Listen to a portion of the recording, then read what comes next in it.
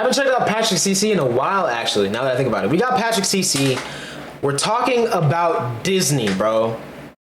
And their catastrophic downfall. Which, honestly, bro, I feel like it's not really talked about because it seems like, you know, it's Disney, like they can't really fall off.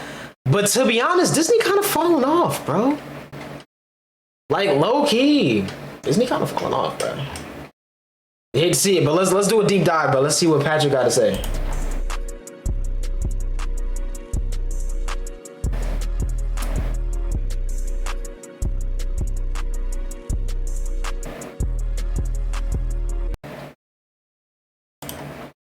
Disney is no longer the magical, wonder-filled universe that it was when we were growing up.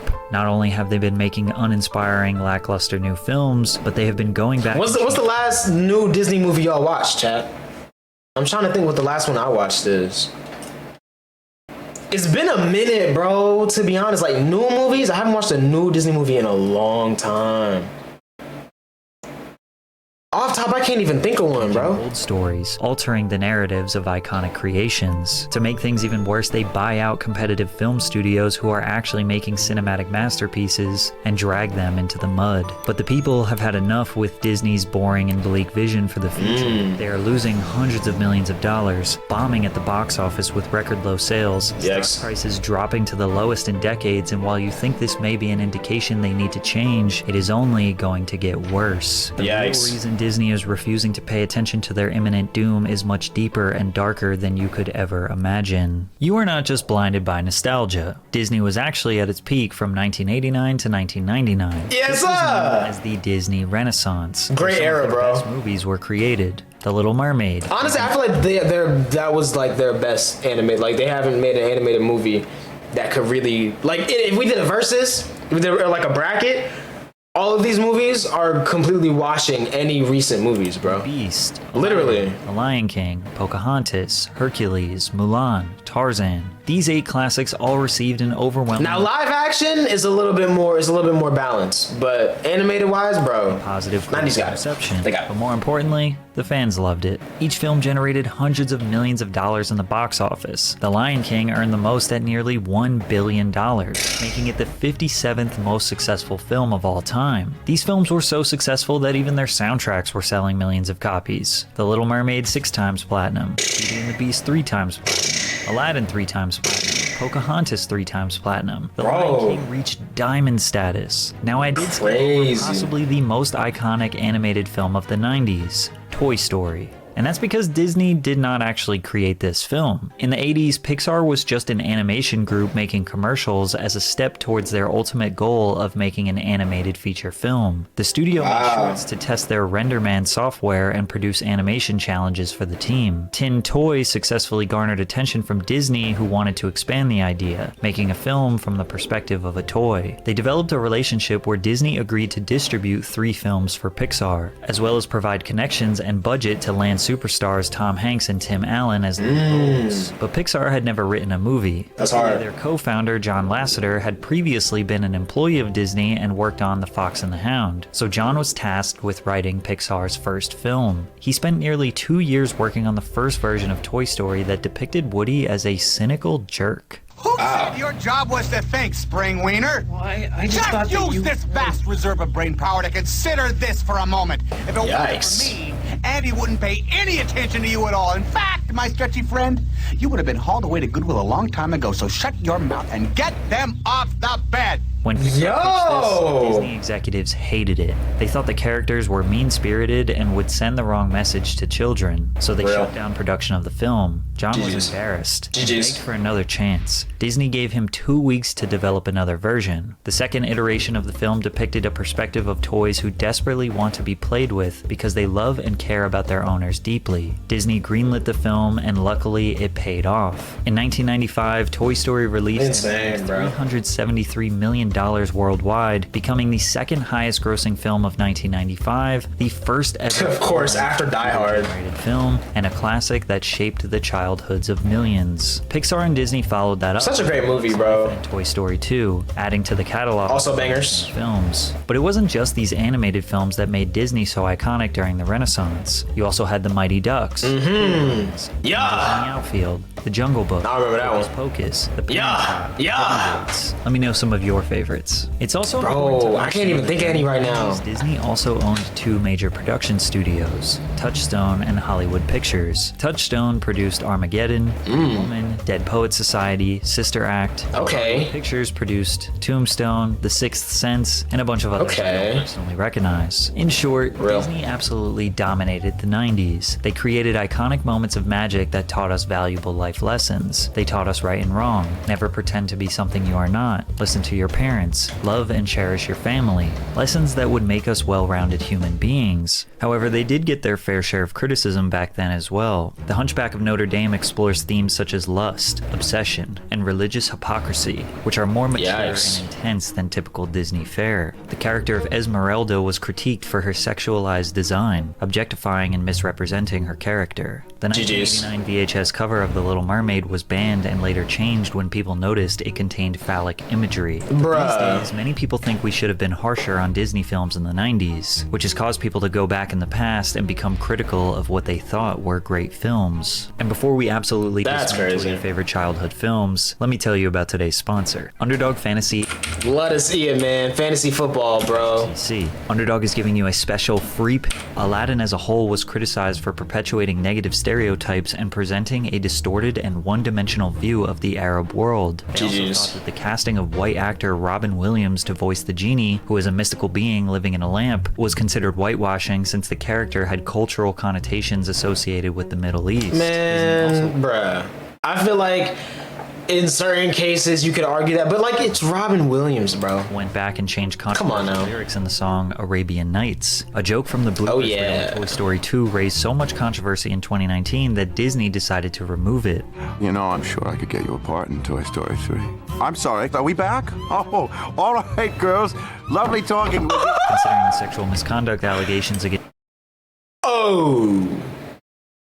Disney executives, this joke didn't age well. Pocahontas was accused of appropriating and commodifying Native American culture for profit without showing proper respect or understanding of the cultures and traditions they were depicting, while also being too historically inaccurate. They also depicted a relationship that falsely represented how natives felt about European settlers. Their song Savages is a war song in the film with some questionable lyrics. Their whole disgusting race is like a curse. Their skin's a hellish red. They're only good when dead. They're different from us, which means they must be evil. People were angry that they made such an abhorrent song into a catchy tune. However, defenders simply say that this is an accurate way to depict how horrifying and absurd their mindset was. I mean, low-key, you could argue that. From their whole disgusting race is like a curse to here's what you get when the races are diverse. However, there is no argument that the Renaissance era was Disney's peak, and the only reason they survived the 2000s was because of their ability to buy the companies that were actually making great art. The 2000s is often described as Disney's experimental era because the company started trying different ventures to keep their billions flowing in. The Disney Channel was still some bangers. Daytime television and was the last original creation before they kind of gave up. Ethan Stevens and Lizzie McGuire were their first big successes in the live-action sector. Go to shows, bro. Huge hits like That's So Raven, Sweet Life of Zack and Cody,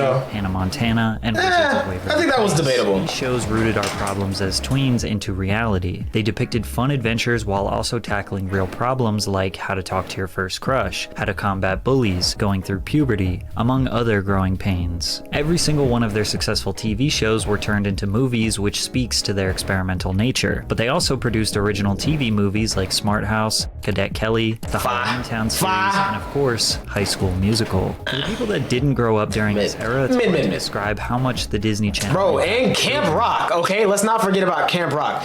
Low-key hasn't aged well, but Still great movies. Kids in the 50s through the 70s pretty much only watched cartoons on Saturday mornings. 80s and 90s kids watched before school and after school, but had less variety and autonomy over what they were watching. Early 2000s kids grew up with multiple TVs in the house. If parents wanted to control the television, they likely had a playroom TV or bedroom TV where they could watch whatever they want. They had DVRs, playback software, endless amounts of reruns, and even multiple channels that aired the same shows. Disney Channel shows were averaging anywhere from 4 to 10 million viewers on the premieres alone.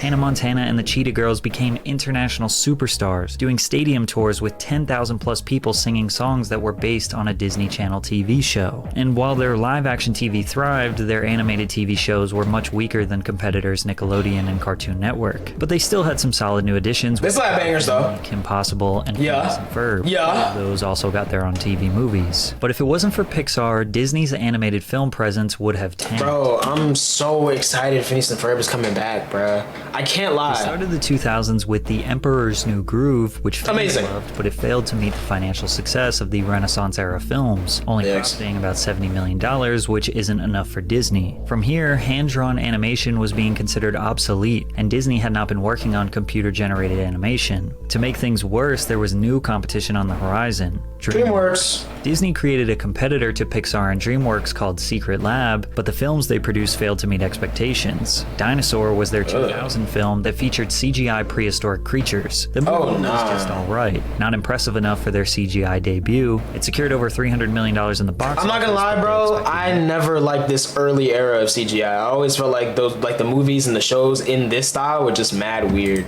Secret Lab closed down after one. Can't lie. Some of them even look creepy, bro. Exploded again with Monsters Inc., and DreamWorks came out of the gates hot with Chicken Run and Shrek. Shrek 2 secured $900 million in the box office. Disney was trembling. The Lilo and Stitch movie was the last original bona fide hit Disney had since the 90s, grossing $273 million, and it still didn't even come close to Pixar. Finding Nemo grossed nearly $1 billion worldwide, The Incredibles $600 million, Monsters Inc. $500 million. But it wasn't even just the money. Disney's animation was outdated, and their storylines were almost exactly the same from 1989 now into the 2000s. They knew that is true though. The creativity of Pixar or DreamWorks, so CEO Bob Iger decided to acquire Pixar in 2006 for $7.4 billion. Every movie after 2006 by Pixar could technically be considered a Disney movie, but John Lasseter at Pixar was not going to let them ruin his films. The Disney executives have little power over the creative direction of Pixar films, and since Disney needed Pixar, they obliged and saw even more success. Cars, Ratatouille, WALL-E, Up. Pixar saved Disney, but only for a little bit. That's crazy. It was worse for Disney. They were struggling to find big success in live-action films. There was really only two films that carried this era. Pirates of the Caribbean, which became a multi-billion-dollar series over the next 2 decades. I'm gonna be honest, I still haven't watched any of them. Literally. Which also grossed over $1 billion. I only watched the first one. Even though that was technically a spin-off. If there were multiple, I don't know. Written in the 50s. Other than that, we got some cult classics like The Princess Diaries, Friday, Terabithia, and the Titans. However, as I don't think I saw that one. 2010s, Disney Channel ratings started to dwindle. The only show still gaining viewership was Wizards of Waverly Place. By that time, kids like me were in high school and moving on from Disney. It seemed like every sector of their business was facing imminent disaster as we passed 2010. Their TV cartoons weren't as good as Nickelodeon or Cartoon Network. Their animated films weren't as good as Pixar and DreamWorks. Their live-action TV shows were losing steam, and honestly, they never really had booming success with live-action films aside from a few. So instead of buckling down, figuring out where they are going wrong, figuring out how to create wonderful, imaginative... Is this when they bought Marvel? Like they did in the 90s and for nearly 100 years before, they took the easy way out and just bought out companies who were actually making great art. Disney actually has a history of buying companies that are competing with them, or buying into industries they want to take part in. Like in 1993, they purchased the Mighty Ducks hockey team and the California Angels baseball team. Why? Because they wanted to make a hockey movie and a baseball movie, and they weren't just going to waste an opportunity to create a money-making professional sports empire. Well, they failed, but the movies were pretty good. Then in 1996, they purchased ESPN as a whole when they acquired ABC Inc. And to save a bunch of time, this is every single company that Disney owns today. Real estate companies, theme parks, merchandising, Vice, National Geographic, Catastrophic, They own Hulu, Vice? and even GoPro. Disney has their white gloves in just about every business imaginable. That's wild. It's a company that took pride in creating cinematic masterpieces to last decades. With the help of Bob Iger, they became focused on one thing and one thing only: profit. And in the start of the 2010s, they did pretty dang good after they purchased Marvel Entertainment for $4.4 billion. Many people thought Disney acquiring Marvel would remove some of the edge these Marvel characters had. Just like John Lasseter made sure Disney didn't ruin Pixar. Bro, imagine a Disney Marvel Blade movie. It would low-key be terrible. Like, actually, even if it did come out in like 2010 when Marvel movies were still pretty good, I think it would have been bad. Marvel's president, not gonna lie, Feige was going to continue to control the creative direction for future films. Kevin produced most of the iconic Marvel movies in the early 2000s. Spider-Man 1, 2, and 3, Iron Man, The Incredible Hulk, Fantastic Four. Bangers. Marvel was on fire, and Disney's newfound ownership would surprisingly make things better in the beginning. Feige had a vision for the Marvel Cinematic Universe that no one had attempted before on the big screen. His plan was to make an interconnected universe of films all building to one finale: Iron Man 2, Thor, Captain America. They came out of the gates hot. The Avengers securing $1.5 billion worldwide, which made it the third highest grossing film of all time in 2012. Iron Man 3, Thor: The Dark World, The Winter Soldier, Guardians of the Galaxy, Ant-Man. Winter Soldier was so good, bro. 2 huge feature films per year, and each time it was a cultural event. All the way up through 2019, they were breaking records left and right. Deadpool, Thor Ragnarok, Deadpool 2, Venom, all were massive. Then Black Panther, becoming the highest grossing film directed by a black filmmaker, grossing over $1.3 billion. Crazy. The film celebrated black culture in a groundbreaking way, offering a vision of Africa through the fictional nation of Wakanda that was rich, advanced, and uncolonized. The film showcased a specific, beautiful black aesthetic, from Afrocentric. Guardians of the Galaxy 3 is, oh my goodness. Is it good or bad? This attention to detail reflected the Can't wait for Deadpool 3. No, same. But the two Deadpool 3 is gonna be so good, bro. I just know it. I just know it, bro. Wrapped up Marvel's decade-long dominance are Avengers Infinity War and Avengers Endgame. Infinity War grossed $2 billion at the box office, making it the highest-grossing superhero film of all time, only to be beaten by Endgame the next year, $2.7 billion worldwide. Many people believe these two movies are in the top 10 best superhero films of all time, and they also believe them to be the end of Marvel's dominance. After all, it was Kevin Feige's vision to— Honestly, bro, after Endgame, this is exactly where they messed up, bro. They did the same thing of building up the MCU, except they did it with TV shows. And then into movies, that's where they messed up, bro. Build all these stories they made it weird. Years until they came together in Endgame. Pixar continued to steamroll ahead in the 2010s. Toy Story 3 became the highest grossing animated film of all time. Brave, which was a new story that became a massive hit. Brave was cool. I like Brave. Box office. Monsters University. Guardians of the Galaxy is without a doubt the best trilogy in the MCU. Really? I only watched the first two. Did I watch the? Yeah. I watched the first two. Grossed over 700. I gotta watch them again though. Inside Out was even bigger at 850. Inside Out was good too, bro. I can't lie. Another $1 billion box office. Finding it was cool.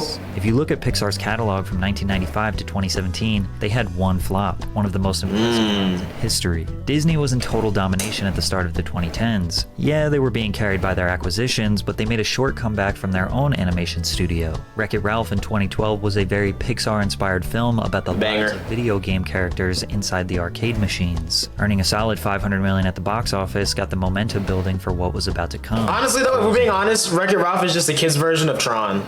To be honest, the highest grossing animated film. It's still really good though, but Toy Story 3, $1.28 billion. But the success of Frozen was more than just money. Disney was able to recreate the magic and cultural dominance they had in the 90s. An original princess movie with addicting musical performances, valuable life lessons for kids like learning to be brave, take risks, communicate your conflicts. And I did not believe the hype on Frozen at all. Even when it first came out, I didn't watch it for 3 years, bro. I watched it like 3 years after it came out.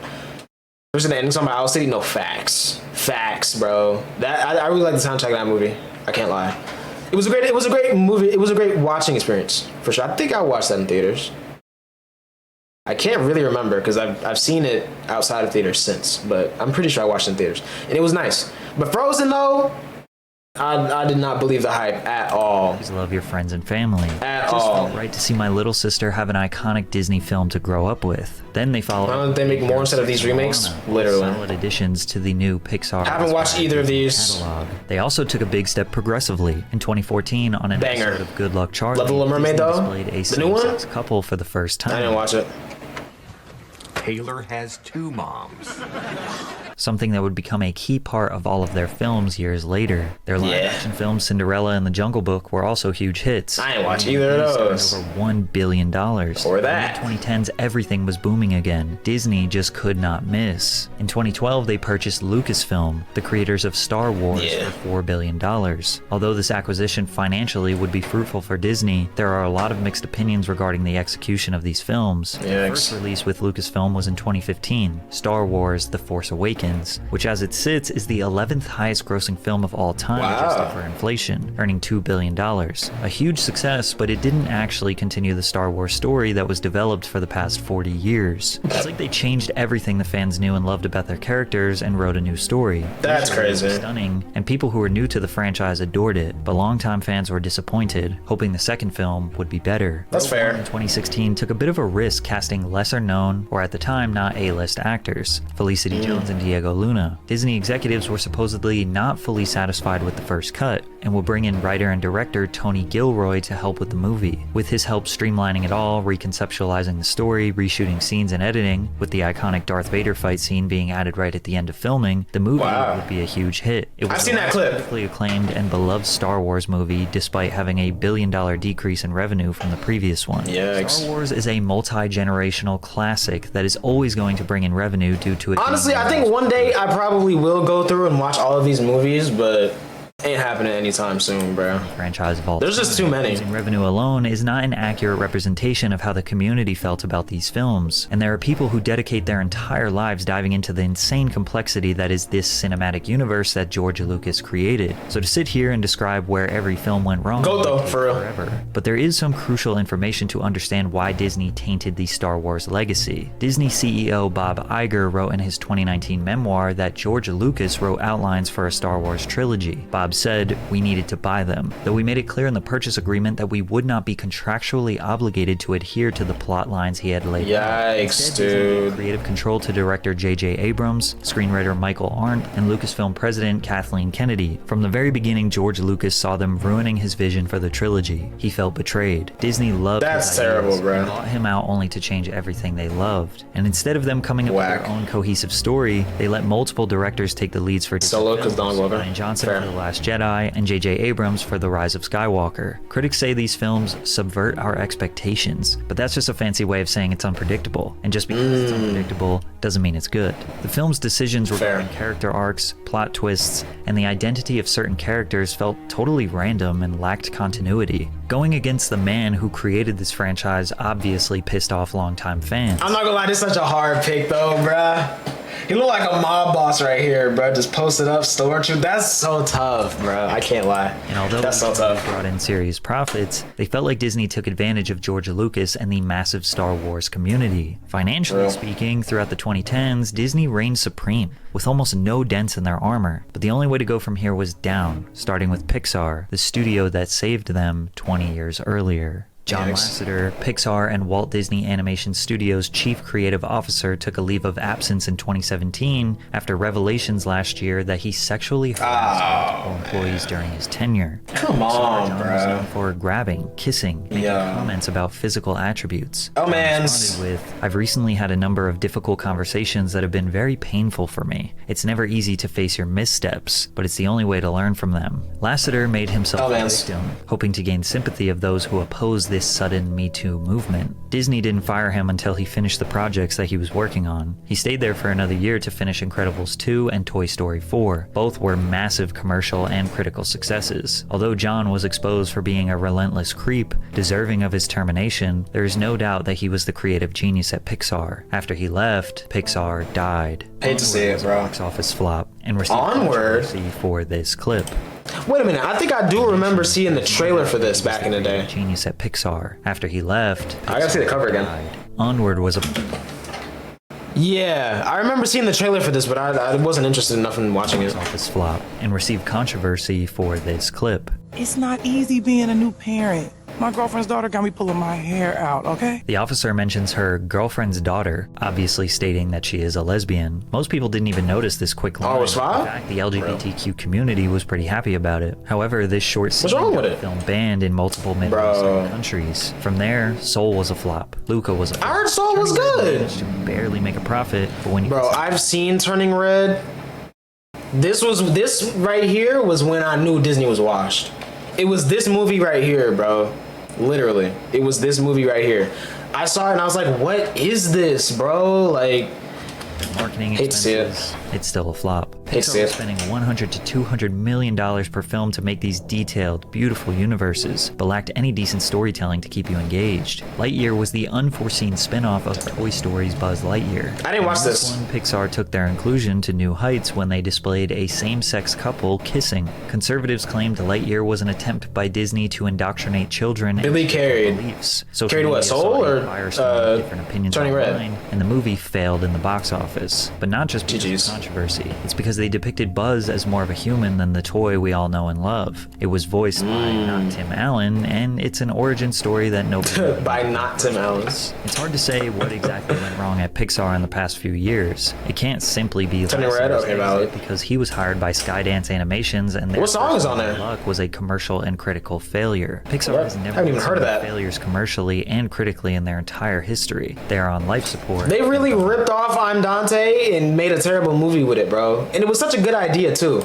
Save themselves. Tell Disney for that. The next sector of Disney's business to go was their own animation studio. Instead of taking risks on new storylines, they continued pushing what was working. Ralph Breaks the Internet was a solid sequel that was loved by fans and critics. Also turned a decent. I didn't watch that. Frozen 2 was bound to be a smash hit and ended up being bigger than they I watched that. It was alright. $1.4 billion in the box office. The second highest grossing animated film of all time. Hopefully this was enough profit to handle all the loss they were about to take in the 2020s. Raya and the Last Dragon. Flop. Who? Encanto had an okay box office performance, but got more popular once it was added to the Disney Plus streaming service. Fair. The World was a massive box office failure and had yet another. I have not heard of any of these, bro. controversy. Sure, all the boy band songs. Oh, really? Wow. A teenager whose crush is the male character Diazo. This is the first Disney film with an openly gay lead character. Teachers Okay. in Florida were being investigated for showing this film to their students. Opposers think that Disney Bro. Animations is failing because they choose not to write an interesting and meaningful storyline, but rather focus on pushing an agenda to children. However, the LGBTQ community feels like they're finally getting deserved representation in films. But Disney Word. made their stance towards the LGBTQ community very clear in March of 2022. Elemental wasn't all that bad, really? HB 1557,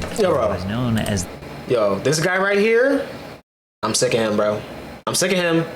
I'm sick of him, bro. He gotta go. This bill prohibits instruction on Gotta vote him out, bro. I'm sick of him. or gender identity in grades kindergarten through 3rd grade. The bill is framed around the fundamental rights of parents to make decisions regarding the upbringing and control of their children. Since Disney World is located in Animation Florida, carried, they symbolism was were pressured cool. to take a Bro. stance. They issued a statement. Florida's HB 1557 should have never been passed and should Definitely never not the best, been though. signed into law. Our goal as a company is for this law to be repealed by the legislator or struck down in the courts, and we remain committed to supporting the national and state organizations working to achieve that. Disney did not attempt to block this law while it was in process, and as far as we know, have not made any progress towards getting it changed. Walt Disney Yikes. Studios was able to offset some of the losses from their 2 animation studios failing with live-action remakes of classics.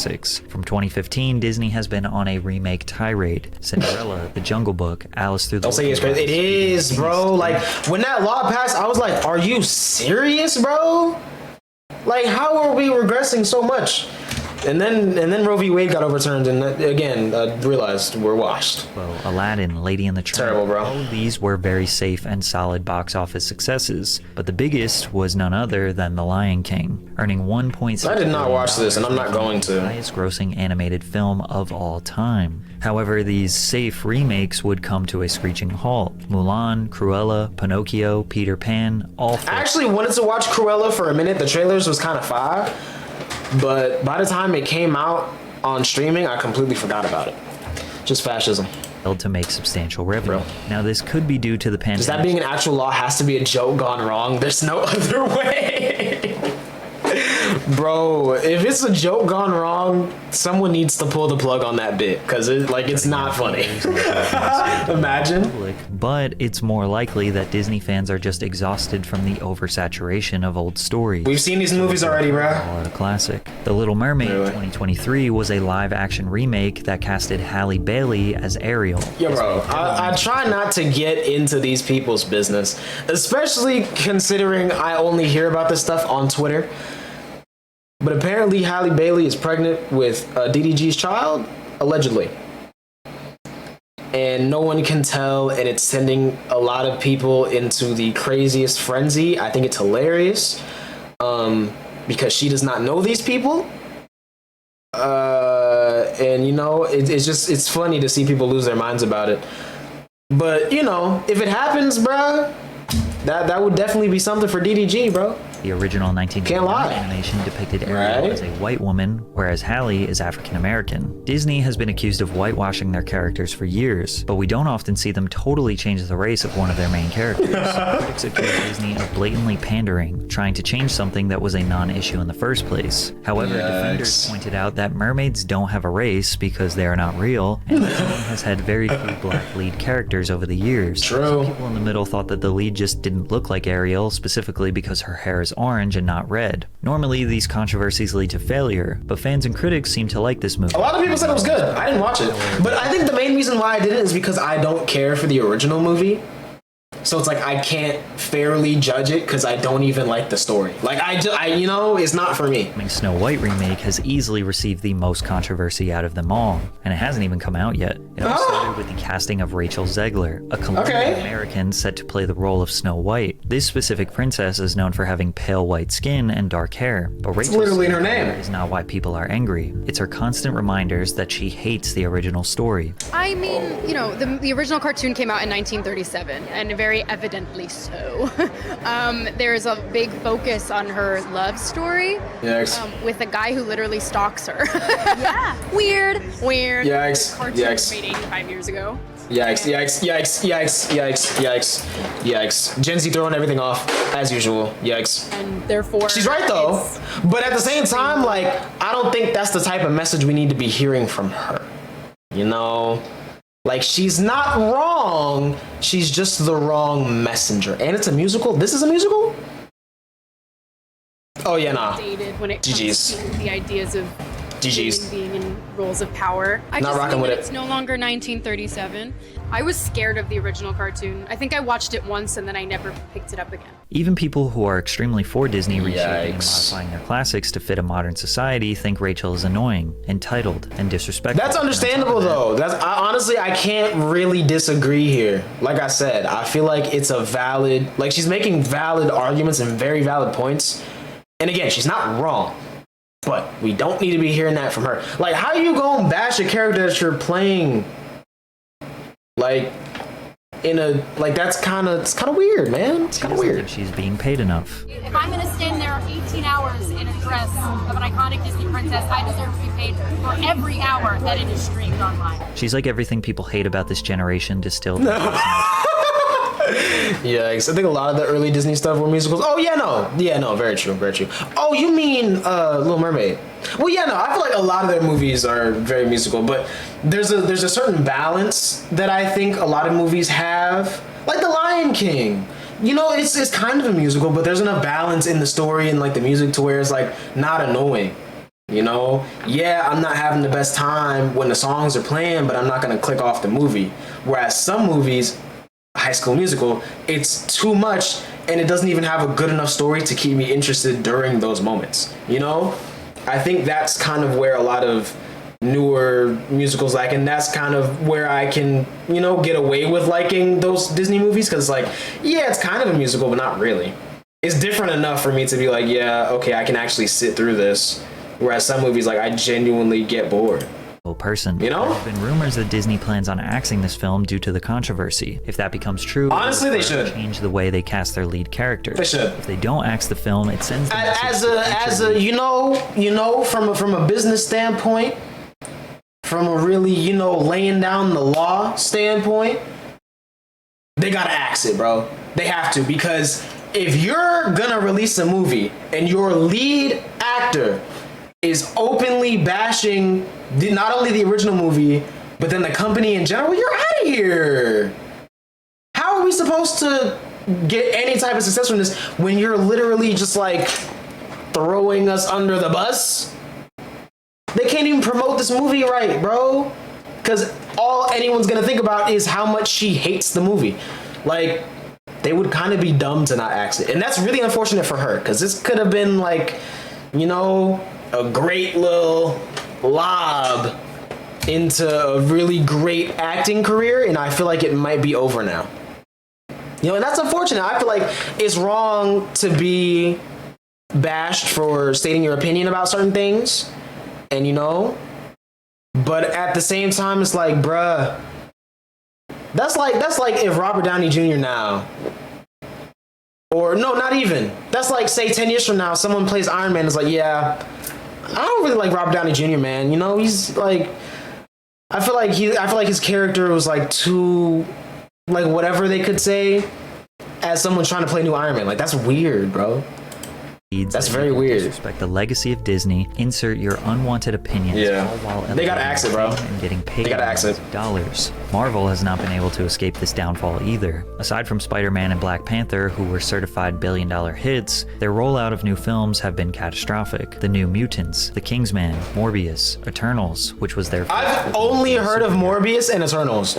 When did they drop the other ones? Panther, who were certified billion-dollar hits, their rollout of new films have been catastrophic. The New Mutants, The Kingsman, Morbius, Eternals, which was their first openly gay superhero, all bombed at the box office. This is especially bad when you consider these movies have $200 million budgets. Their new TV series, She-Hulk, WandaVision, Miss Marvel, and Secret Invasion. I gotta watch Miss Marvel. Excitement from fans either. And rumors are circulating. I gotta watch it. Some of these TV episodes are costing upwards of $25 million to make. Bro. In an effort to cut costs, they aren't WandaVision was fine. Better stories. They're just laying off hardworking people. Bob Iger announced his plan to reduce costs by $5.5 billion, which included reducing the workforce by 7,000 employees. One of these employees was Marvel executive Ike Perlmutter, who was the man who sold Marvel to Disney 15 years ago. Disney has bought extremely valuable IP from culturally significant studios, rinsed every dollar they could out of them, and reshaped the narratives to tell a more modern and socially acceptable story. But they are now in panic mode. It's not working anymore. They have lost $900 million in their last 8 releases, and just a week ago, their stock price hit a 9-year low, below $84 in 2023. Jeez. Clearly pissing off fans and dragging their financials into the I don't even think that's the problem.